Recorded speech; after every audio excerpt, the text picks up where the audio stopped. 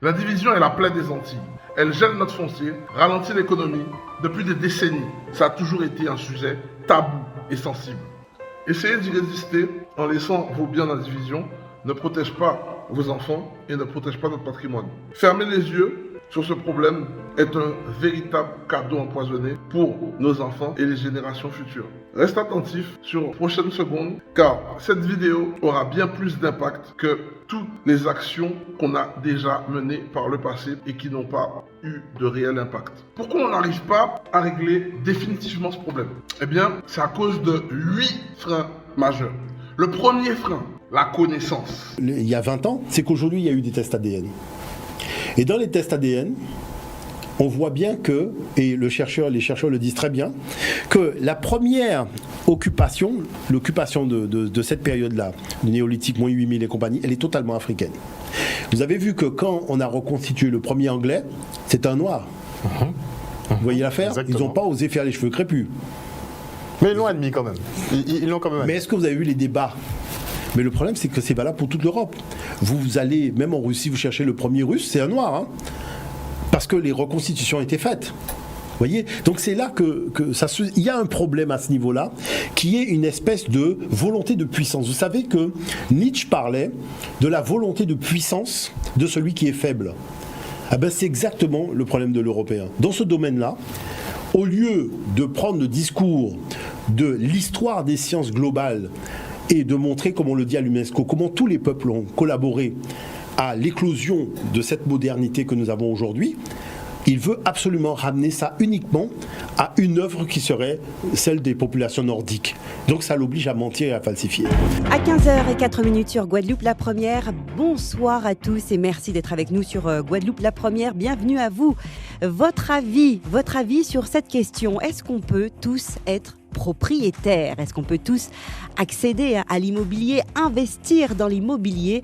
Ce que vous allez acheter, vous ne serez plus propriétaire. La taxe foncière a drôlement augmenté. Et les gens se plaignent maintenant qu'ils n'arrivent plus à payer. Je ne suis pas propriétaire. Et vous auriez aimé? Je ne veux pas devenir propriétaire. Du tout. Ça vous intéresse pas, d'accord? Non, il fut un temps, mais maintenant, non. Il y a énormément de craintes, mais encore une fois, comme je le dis, c'est un manque d'éducation, c'est un manque de connaissance du sujet. Deuxième frein, il y a des notaires qui ont créé ce problème d'indivision en faisant de la magouille. Mais ils ont fait cette magouille sur le dos de l'ignorance de la communauté. Il y a aussi des notaires qui travaillent bien, mais le problème c'est que les services administratifs sont lents et en plus ils ne répondent pas. Là c'est grave, madame le maire, c'est du pénal. C'est du pénal. Pas simplement pour ceux qui ont fait la vote, et ce fameux monsieur Brotte, mais aussi pour le notaire. Le notaire, avec tout ce qu'on peut charger effectivement ce cabinet-là, parce que c'est une officine. Le notaire, le notaire est désigné par le ministère de la Justice. Son officine, c'est un ministère.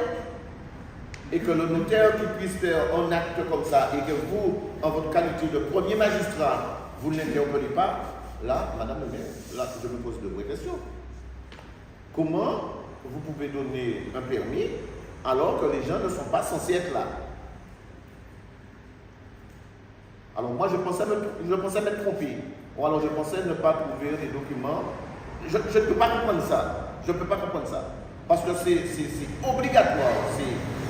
Avant une vente, qu'on demande avis au maire. Et vous allez dire que vous avez un peu laissé ça passer, que vous n'avez pas été informé. Et par contre, moi qui viens, oui, on a donné rendez-vous à une personne, et vous m'en rappelez alors. Mais ces gens-là n'ont pas été rappelés alors. C'est pas c'est plus grave encore. C'est plus grave, madame la maire. C'est plus grave. 3. Des travaux trop chers et trop d'artisans dont on n'a pas confiance. 4. Des documents introuvables, comme des papiers d'une belle-mère, d'un arrière-grand-père. Et surtout, l'absence de titre de propriété. 5. Des proches qui pensent que tu fais ça juste pour ton intérêt personnel. 6. Des frères et sœurs éparpillés dans les 4 coins du monde avec qui il n'y a plus de contact du tout. Parce que cette histoire d'indivision les a divisés. 7. Des parents qui ont l'ancienne mentalité, qui ne souhaitent pas du tout qu'on leur parle de séparation de terrain, de leur vivant. Et 8, des familles ou des personnes qui prennent la fuite lorsqu'il faut payer un géomètre ou des frais de notaire qui disparaissent. Parce qu'ils veulent tous la séparation, ils veulent tous une division, mais personne ne s'est préparé économiquement pour pouvoir assumer. Par contre, je vais te cacher avec vous, si on ne surmonte pas ces obstacles ensemble, un grand danger nous guette. Plusieurs même. La division et les frais de succession. Que dans 15 ans, nos biens finissent tous abandonnés et délaissés, comme ceux qu'on voit à Pointe-à-Pitre ou Fort-de-France. 2, que nos liens familiaux finissent entachés par ces problèmes d'indivision, car c'est un gros morceau, ces familles qui se déchirent à cause de ça. 3, qu'on ne puisse plus investir en immobilier à cause de ce potentiel inexploité et qui aujourd'hui contribue à notre appauvrissement. Et 4, la prolifération de moustiques, de cafards, de rats à cause de ces ruines qu'on laisse comme ça sur les bords de la route. Mais le pire de tout, ce serait de perdre notre patrimoine culturel, de perdre notre identité, de devenir locataire sur notre propre île. J'ai eu comme impression qu'il lui manquait son étoile sur le côté du cœur, comme le shérif du Far West. Nous sommes quand même dans une société guadeloupéenne où nous avons tous un bac plus 5 dans les maisons. Ce n'était pas le cas avant. Nous avons tous chez nous les réseaux sociaux, tous la télé chez nous. Et j'ai vu ce monsieur s'exprimer avec une certaine facilité verbale, nous faisant comprendre que il était le seul shérif à pouvoir décider de sa partie de la Guadeloupe, et prioritairement sa partie de DIA qu'il avait acheté, et qu'il était libre de faire ce qu'il veut. Et sincèrement, je n'ai pas du tout reconnu la rigueur de l'administration déisienne quant à la gestion du foncier. Quant à la gestion du foncier, lorsque j'ai entendu, et je découvre encore des choses de la part du maire ici, et je voudrais souhaiter en tout cas que ce type de comportement-là puisse cesser. Carrément là, c'est pas normal qu'on puisse revoir, si possible, toute la procédure, et sachant que quand même la mairie avait la possibilité d'annuler la vente, parce qu'il y a un délai de rétractation, il y a aussi un délai d'annulation. Sous prétexte qu'il y avait une procédure la procédure n'était pas respectée, je pense qu'il faudrait qu'on utilise les bons voies, les bons moyens et les bons outils afin de faire plier ce monsieur et que l'autorité de police judiciaire puisse aussi exister sur cette partie de la commune de Nié. C'est pas normal. Donc j'en appelle à ce que nous puissions trouver des solutions viables afin que ces dames puissent retrouver leur sérénité, leur sincérité, leur dignité sur ce terrain, afin que les Guadeloupéens puissent entendre et puissent comprendre aussi qu'il y a un certain nombre de personnes qui viennent ici, qui pensent qu'ils peuvent acheter une partie de la Guadeloupe. Comme ça se produit à certains endroits en Guadeloupe et à Saint-Martin, il faut qu'on mette fin à cela. Il faut qu'on mette fin à cela.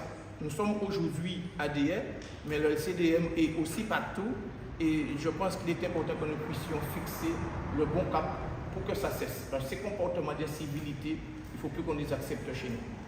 Avant que je te parle de solutions, je t'invite justement maintenant à t'abonner sur cette chaîne pour que je puisse justement partager d'autres vidéos qui nous permettraient de réfléchir ensemble à comment on pourrait changer ça. Clique sur cette vidéo. En t'abonnant sur cette chaîne, tu ne rejoins pas une chaîne lambda en fait. Tu rejoins un mouvement afro-caribéen vraiment qui cherche justement à trouver des solutions pour faire avancer la communauté. L'une des premières solutions serait que l'on prenne 100% la responsabilité de tout ce qui arrive. Qu'on décide justement d'agir et d'attendre que d'autres personnes fassent régler les problèmes à notre place.